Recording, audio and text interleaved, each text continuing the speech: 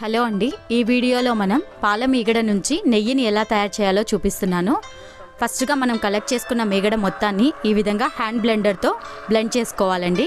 2 to 3 minutes blend చేస్తే మనకు వెన్న అనేది త్వరగా ఫామ్ అవుతుంది. చూసారు కదా, వెన్న అనేది వచ్చింది. దీన్ని మొత్తాన్ని నేను ఒక బౌల్లోకి కలెక్ట్ చేస్తున్నానండి.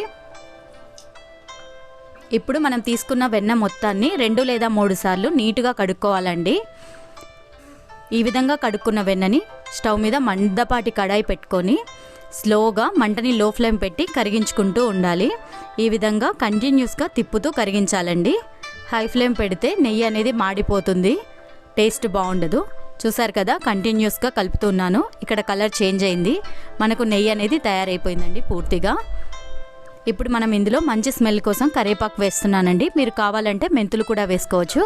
ఇప్పుడు స్టవ్ ఆపి పూర్తిగా చల్లారనిచ్చి దీన్ని ఒక బౌల్లోకి ట్రాన్స్ఫర్ చేసుకోండి. అంతే అండి, చూసారు కదా, ఎంతో మంచి స్మెల్తో నెయ్యి అనేది మనకు తయారైపోయింది.